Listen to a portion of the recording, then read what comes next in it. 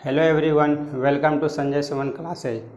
Previous class में हम लोगों ने डिस्टेंस देख लिया था, डिस्प्लेसमेंट देख लिया था और स्पीड देख लिया था। तो डिस्टेंस और डिस्प्लेसमेंट में क्या अंतर है वो हम लोगों ने जान लिया था। उसके बाद फिर जो है स्पीड, इसे हम लोग स्पीड को क्या कहते हैं?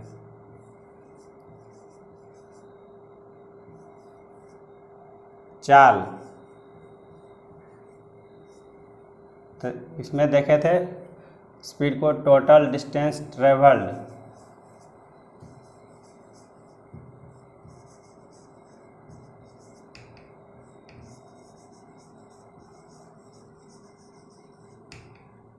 By total time taken.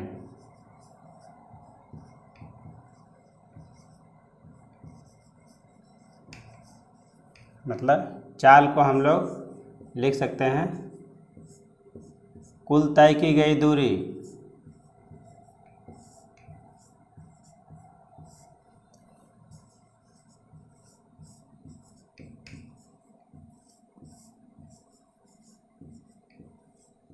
बटा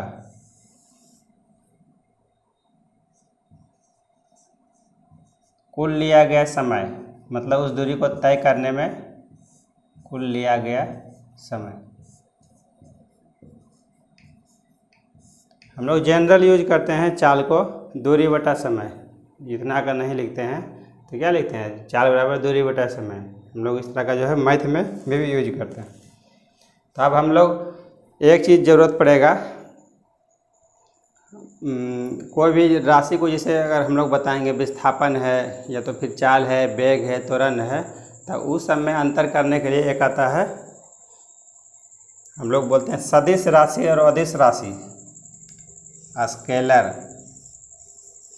स्केलर क्वांटिटी।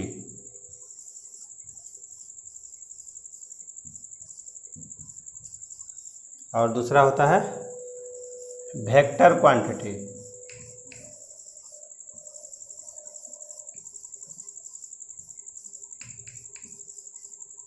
स्केलर क्वांटिटी को कहते हैं अदिश राशि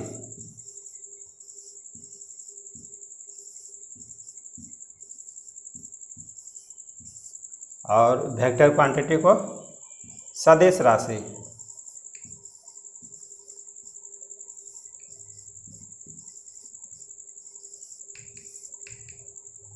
ये भी एक नंबर का क्वेश्चन जो है वो हमेशा पूछा जाता है। तो इसमें पूछा जाएगा अदिश राशि दिया रहेगा, 2-3 विकल्प 4 विकल्प में दिया रहेगा, उसमें पूछा जाएगा इसमें अदिश कौन है, सदिश कौन है। तो पहले इसमें दोनों अंतर समझ लेते हैं, अदिश क्या होता है और सदिश क्या होता है। तो अदिश राशि उसको कहेंगे जिसमें सिर्फ मैग्नीट्यूड होता है। मैग्नीट्यूड मतलब वैल्यू, उसमें सिर्फ मैग्नीट्यूड होगा, या सिर्फ कहेंगे तो वैल्यू होगा उसका। और इसमें सदिश राशि में मैग्नीट्यूड और डायरेक्शन दोनों होगा, मैग्नीट्यूड प्लस डायरेक्शन। उदाहरण से हम लोग समझेंगे इसको। जैसे हम लोग कहेंगे डिस्टेंस, एक एग्जाम्पल लेते हैं। डिस्टेंस दूरी, डिस्टेंस हो गया दूरी। और दूसरा इसमें एग्जाम्पल लेंगे एक विस्थापन का, विस्थापन।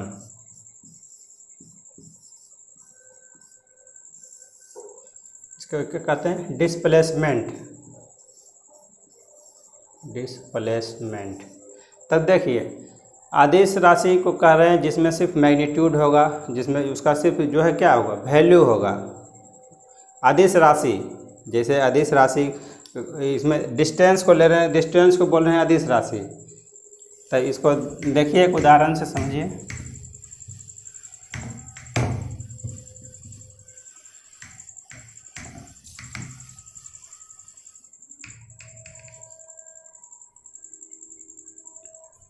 डिस्टेंस होगा, लिखते हैं हम लोग 500 मीटर,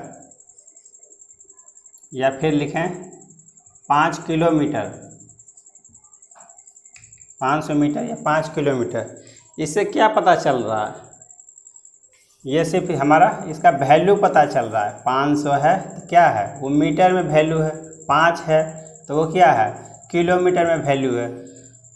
मतलब इसे क्या, कोई चीज़ का जो है एक वैल्यू पता चल रहा है। मीटर का अगर कोई स्केल में अगर हम नाप रहे हैं तो सिर्फ इसका 500 आ रहा है, किलोमीटर में नाप रहे हैं तो 5 आ रहा है। तो इससे क्या पता चल रहा है, सिर्फ जो है उसका एक बार बार जो गिनती होता है स्केल का, कोई भी पैमाना का, वो सिर्फ पता चलता है। और इसमें डायरेक्शन पता चल रहा है कि 500 मीटर किस डायरेक्शन में जा रहा है। इससे इसका कोई जानकारी हमको नहीं मिल रहा। 5 किलोमीटर किस डायरेक्शन में है, तो ये हो गया डिस्टेंस। इसमें क्या है, डिस्टेंस में सिर्फ जो है इसका मैग्नीट्यूड है, या फिर लिख सकते हैं इसको, बोल सकते हैं वैल्यू है इसका, फिर वैल्यू। और उसी तरह से अगर हम विस्थापन लेते हैं तो विस्थापन मतलब क्या लेते हैं, एक जगह से दूसरा जगह का दूरी, शॉर्टेस्ट दूरी, ए से बी के बीच का जो है शॉर्टेस्ट कम से कम दूरी जो रहेगा उसी को हम लोग विस्थापन कहते हैं। विस्थापन का परिभाषा में हम लोग प्रीवियस क्लास में देख चुके हैं उसके बारे में। तो विस्थापन में क्या होगा, कहीं से तुलना करेंगे, जैसे मान लिया ये 5 मीटर हुआ तो ए से बी के बीच की दूरी 5 मीटर है। तो इसको बताने के लिए हमको जो है क्या करना पड़ता है, एक पॉइंट ऑफ ओरिजिन कहीं पर जो है उसको मानना पड़ता है, किस बिंदु से शुरुआत किया था।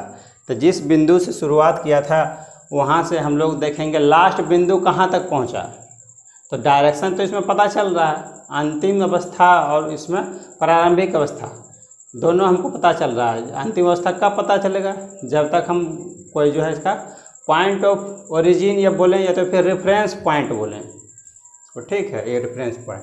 तब विस्थापन को क्या हो जाएगा, डिस्प्लेसमेंट को, इसका उदाहरण लिए हैं वेक्टर क्वांटिटी, डिस्प्लेसमेंट या विस्थापन कहें तो इसका क्या है, वैल्यू है, मैग्नीट्यूड भी है इसमें, इसका कोई वैल्यू भी आ रहा है। और दूसरा चीज़ और क्या, इसमें डायरेक्शन भी बता रहा है, मतलब उसका कुछ वैल्यू होगा और वो दिशा का भी उससे जानकारी मिलेगा हमको, तब हम उसको क्या कहेंगे, सदिश राशि। तो इसको नेक्स्ट जैसे जैसे हम लोग आगे बढ़ते जाएंगे तो उसको जो है देखते जाना है कि जो इसमें ये भी उसको याद रखना है कि कौन सा अदिश राशि है और कौन सा सदिश राशि है। तो इसमें बहुत सारा एग्जाम्पल हो जाएगा, आगे चल के हम लोग देखेंगे। तो डिस्प्लेसमेंट हो गया, स्पीड का बात करते हैं, अगर स्पीड का उदाहरण लेंगे तो क्या ये सदिश होगा कि अदिश होगा, तो स्पीड क्या होगा, टोटल डिस्टेंस ट्रेवल, मतलब कुल तय की गई दूरी बटा कुल लिया गया समय। इसमें भी जो है डायरेक्शन का जानकारी नहीं मिलता है, तो ये भी हो जाएगा, इसमें उदाहरण हो जाएगा इसका स्पीड जो है इसी के अंतर्गत आ जाएगा स्पीड। और वेलोसिटी का अगर हम लोग देखेंगे, वेलोसिटी तो वो सदिश राशि होता है। ये कैसे होता है आगे हम लोग अभी देख रहे हैं।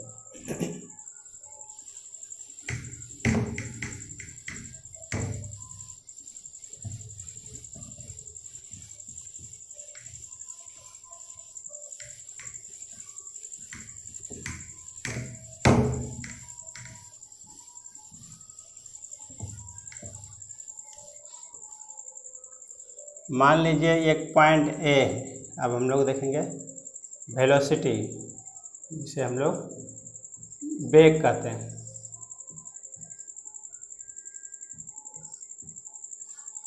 और ये पॉइंट बी है, तो एक तो सीधा रास्ता हो गया, यहाँ से यहाँ तक आप चले जाइए, सबसे शॉर्टकट रास्ता है। या तो फिर एक रास्ता ये हो सकता है, घूम करके आइए, दूसरा रास्ता। ये तो फिर ये एक रास्ता हो सकता है, इधर से भी एक रास्ता हो सकता है, इसका भी ये रास्ता हो सकता है। अब बताइए इसमें से जो है सबसे कम समय किस में लगेगा आने में। ये घुमावदार रास्ता है, मतलब कहीं पर भी जाने के लिए क्या एक से अधिक रास्ता रहता है, तो हम कौन सा रास्ता चुनते हैं, जो सबसे नज़दीक, जिसमें जो सबसे कम समय जाने में लगेगा। लेकिन हमेशा वो रास्ता वैसा भी नहीं होता कि हम आपको वही रास्ता मिलेगा जो कि कम समय में ही आपको मिलेगा, लेकिन मतलब ऐसा अक्सर होता है कि हम लोग काम से कम समय में पूरा करना चाहते हैं, तो कम समय में जो हम लोग पूरा करेंगे वही को क्या कहते हैं, उसको हम लोग विस्थापन कहते हैं, विस्थापन या डिस्प्लेसमेंट कहेंगे। तब वेग हम लोग कहेंगे, वेग वेलोसिटी हो जाएगा डिस्प्लेसमेंट बाय टाइम, डिस्प्लेसमेंट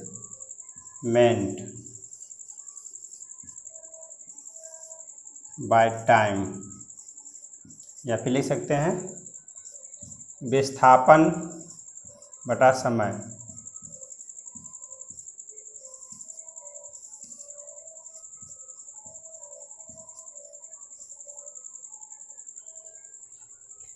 और डिस्प्लेसमेंट विस्थापन किसको कहेंगे, विस्थापन शॉर्टेस्ट डिस्टेंस, ये हो गया शॉर्टेस्ट डिस्टेंस,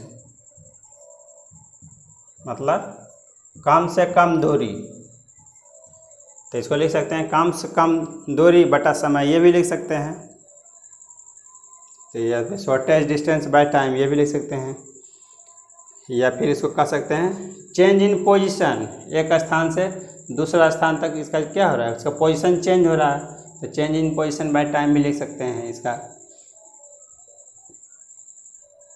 तो इसको जो है, तो वेलोसिटी क्या हो जाएगा, वेलोसिटी भी जो हो जाएगा एक ये सदिश राशि हो जाएगा, वेग जो है क्या हो जाएगा, सदिश राशि, जिसे हम लोग क्या कहते हैं, वेक्टर क्वांटिटी। इसका एसआई यूनिट क्या हो जाएगा, इसका भी स्पीड का ही होता है, मीटर पर सेकेंड, इसका भी यूनिट होता है। हम लोग देखे थे स्पीड का, चाल का क्या, उसका भी मीटर पर सेकेंड, और वेग का भी मीटर पर सेकेंड। तब चाल और वेग में क्या अंतर हो गया, चाल एक अदिश राशि है और वेग क्या है, एक सदिश राशि है। चाल में सिर्फ जो है मैग्नीट्यूड का पता चलता है, उसका वैल्यू का पता चलता है, डायरेक्शन का पता नहीं चलता है, जबकि वेलोसिटी में मैग्नीट्यूड और डायरेक्शन दोनों पता चलता है, परिमाण और दिशा दोनों इसमें पता चलता है। इस वजह से उसको हम लोग वेलोसिटी को क्या कहते हैं, एक सदिश राशि कहेंगे। तो इस चीज़ को हम लोग को याद रखना है, कौन सा यूनिट जो है सदिश है या कौन अदिश है, ये एग्जाम में अक्सर पूछा जाता है।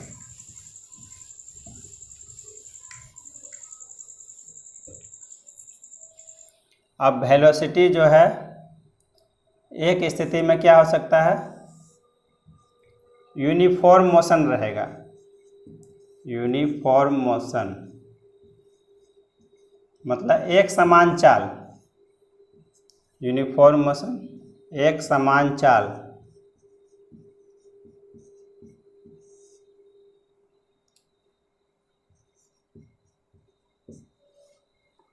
और दूसरा हो जाएगा नॉन यूनिफॉर्म मोशन,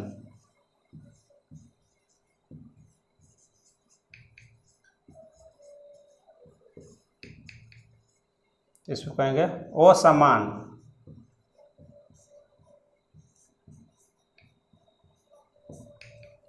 ये यूनिफॉर्म मोशन मतलब एक समान चाल का होता है, और नॉन यूनिफॉर्म मतलब उसका असमान चाल होता है। तो एक समान जब चाल होगा तो उसका क्या हो जाएगा, वेलोसिटी जो है उसका कांस्टेंट हो जाएगा, मतलब नियत रहेगा। इतना दूरी मान लीजिए 5 मीटर का दूरी, 1 सेकंड में 5 मीटर का दूरी तय किया, 2 सेकंड में 10 मीटर का दूरी तय किया, 3 सेकंड में 15, मतलब इस तरह से क्या हो रहा है, उसका टाइम उसका फिक्स हो गया, दूरी उसका फिक्स हो गया। तो वेलोसिटी क्या हो जाएगा, उसका कांस्टेंट हो जाएगा, नियत हो जाएगा उसका वैल्यू। और इसमें क्या हो जाएगा, और तो वेलोसिटी इसमें क्या हो जाएगा, वेलोसिटी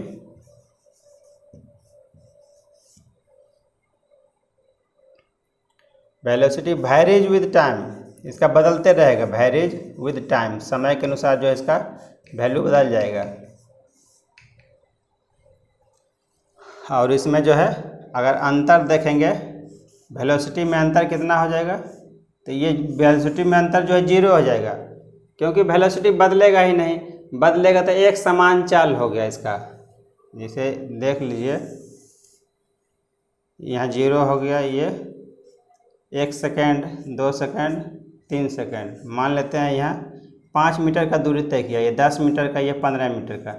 तो इसका क्या, इसका वेलोसिटी बदल रहेगा। वेलोसिटी तो उतना ही है, कांस्टेंट हो जाएगा। तो मतलब यहाँ से यहाँ पर जो वेलोसिटी होगा, यहाँ जो वेलोसिटी होगा, इसका अंतर करेंगे तो क्या हो जाएगा, हमको ये 0 मिलेगा। आगे चल के हम लोग ग्राफ से समझेंगे कि वेलोसिटी का जो है ग्राफ कैसा बनेगा, डिस्टेंस टाइम का कैसा ग्राफ बनेगा, वेलोसिटी टाइम का मतलब, और इस तरह का ग्राफ से और क्लियर होगा। और इसमें क्या हो जाएगा, डेल्टा, ये जो है वेलोसिटी जो है, चेंज इन वेलोसिटी क्या हो जाएगा, इसमें 0 हो जाएगा।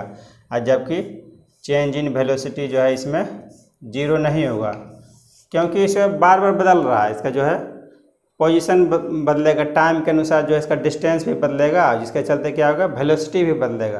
तो वेलोसिटी इसमें जो है टाइम के अनुसार बदल रहा है, किस में, नॉन यूनिफॉर्म मोशन में, वो समान चाल।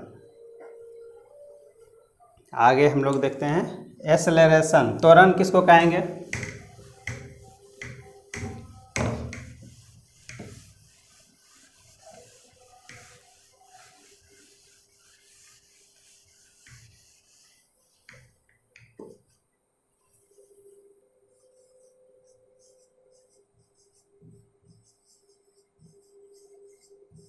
एक्सेलरेशन, इसको हम लोग कहते हैं त्वरण।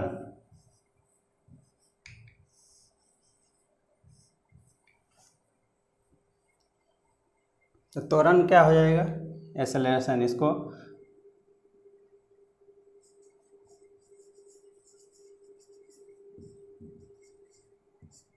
कहते हैं चेंज इन वेलोसिटी।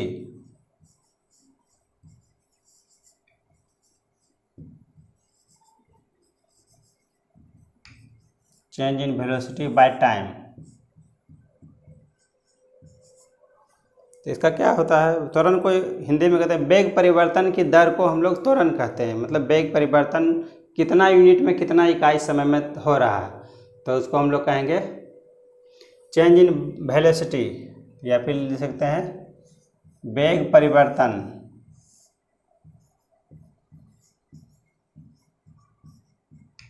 बटा समय। मतलब अंतिम वेग माइनस प्रारंभिक वेग बटा समय। तो इसका यूनिट भी हो जाता है एक्सेलरेशन, क्या क्या होता है, एसआई यूनिट, एसआई यूनिट।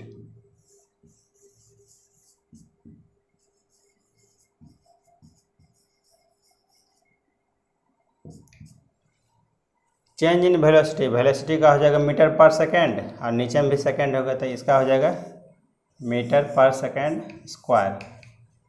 इसको याद रखना है। और एक्सेलरेशन जो है 2 प्रकार का होता है। एक्सेलरेशन जो है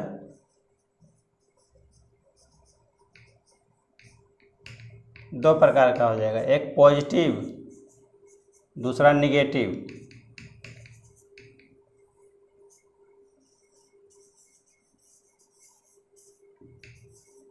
पॉजिटिव कब होगा, जब कोई वस्तु चल रहा है तो जो उसका वेग के दिशा में अगर लगेगा एक्सेलरेशन, तो उसका वैल्यू पॉजिटिव आएगा। और अगर वेग के विपरीत दिशा में अगर लगेगा तो उसका वैल्यू निगेटिव आएगा। इसको हम लोग याद रखेंगे, पॉजिटिव कब कहेंगे, निगेटिव कहेंगे।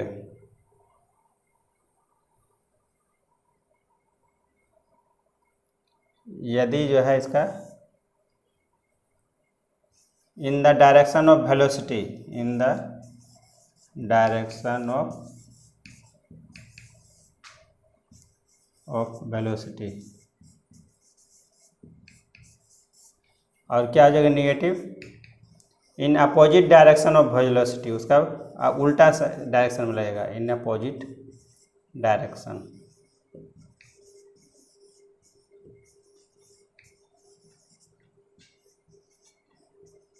एक न्यूमेरिकल से हम लोग देखेंगे कब जो है निगेटिव होता है, कब पॉजिटिव होगा, तो उसको जो है वहाँ पर क्लियर हो जाएगा। एक निगेटिव को एक न्यूमेरिकल क्वेश्चन बनाएंगे। तो एक्सेलरेशन जो है इसका 2 इसका भी अलग होगा। यूनिफॉर्म मोशन जब होगा तब क्या होगा, यूनिफॉर्म मोशन, एक समान चाल। और दूसरा नॉन यूनिफॉर्म मोशन होगा तब क्या होगा, दो स्थिति फिर बनेगा।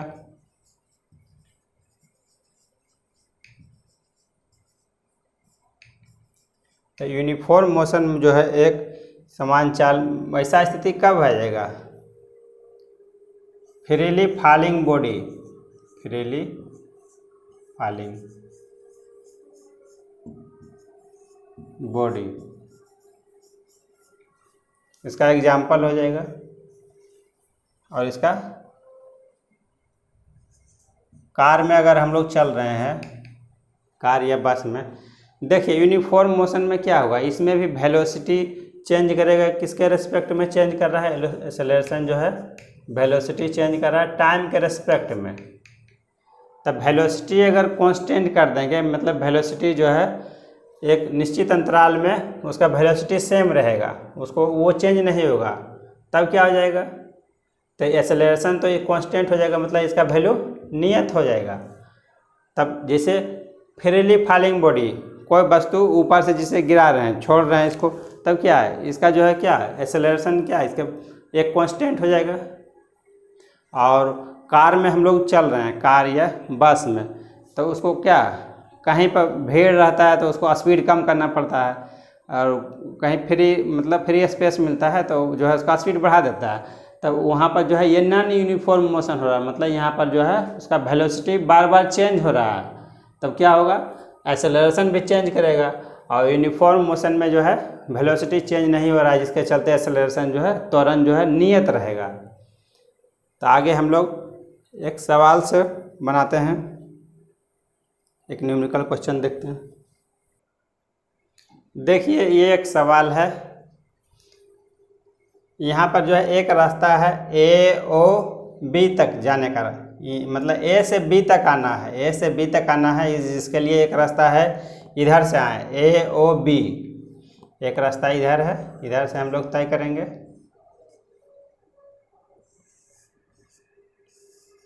दूसरा रास्ता है ये, यहाँ से यहाँ तक तय करेंगे। मान लेते हैं पी, पी जो है कोई व्यक्ति इधर से यात्रा करेगा तो ए से बी तक आएगा, और दूसरा क्यू, क्यू वो ए से ओ और ओ से बी तक, तब जा कर के बी तक पहुँचेगा। तब पूछ रहा है इसका वेलोसिटी क्या होगा, पी और क्यू का वेग क्या होगा, और स्पीड पी और क्यू का क्या स्पीड, चाल क्या होगा। दोनों के लिए टाइम दिया हुआ है,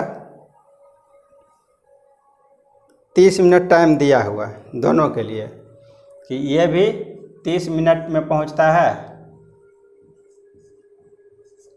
और ये भी 30 मिनट में पहुंचता है, दूसरा रास्ता से जो आता है ये भी। तो पहले P का स्पीड निकालिए, स्पीड P का, तो क्या होगा, P का ये तय करेगा, ये यहाँ से यहाँ तक की दूरी तय करेगा 100,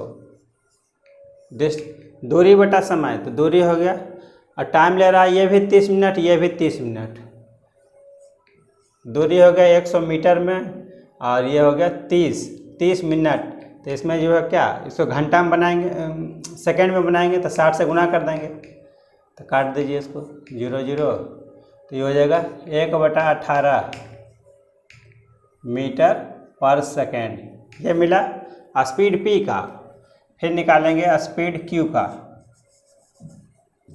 Q का स्पीड क्या हो जाएगा, ये यहाँ से आएगा A से O से B तक, तो कुल तय की गई दूरी कितना हो जाएगा, इसमें 60 मीटर तय कर रहा है, फिर 80 मीटर, तो ये हो गया कुल दूरी उसका हो जाएगा 60 + 80 बटा, ये भी 30 मिनट में आ रहा है, तो 30 मिनट इसको बनाएंगे हम लोग सेकेंड में, 60 से गुना कर देंगे, तो ये हो जाएगा 140 बटा 90,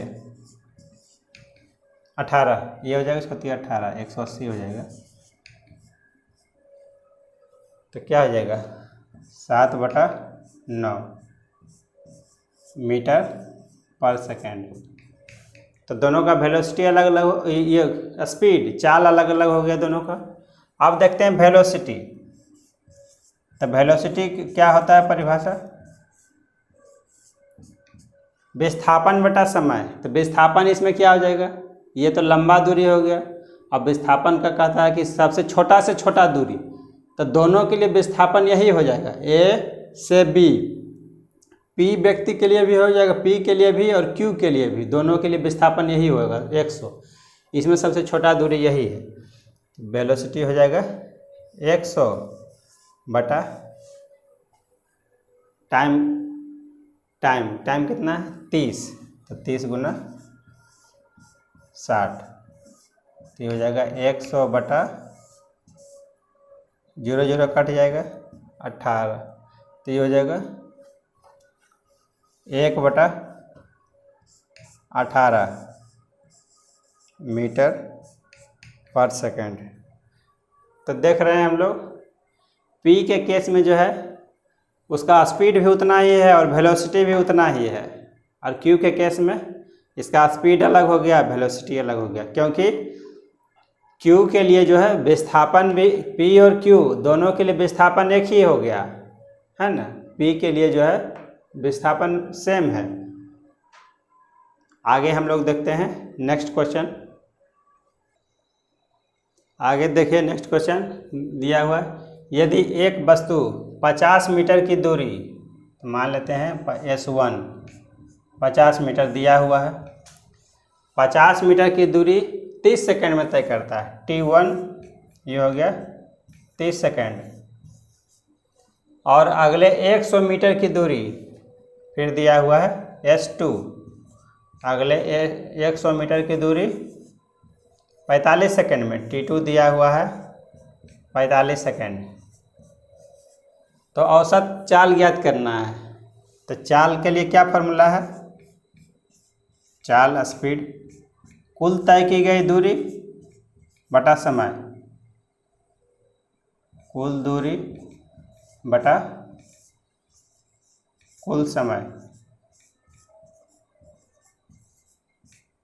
तो ये हो गया कुल दूरी हो जाएगा 50 प्लस 100, 50 प्लस 100 बटा 30 प्लस 45, 30 प्लस 45, ये हो जाएगा 150 टा 75, 75 दूनी 150, तो ये हो जाएगा 2 मीटर पर सेकेंड। ये हमारा आंसर हो जाएगा। तो इस तरह का दिया हुआ रहेगा, अलग अलग दूरी दिया हुआ रहेगा, अलग अलग समय दिया हुआ रहेगा, तो दूरी को एक साथ जोड़ देंगे, समय को एक साथ जोड़ देंगे और चाल का फॉर्मूला पर बैठा देंगे, कुल दूरी बटा कुल समय, और इस तरह से निकाल देंगे। आगे देखते हैं नेक्स्ट क्वेश्चन।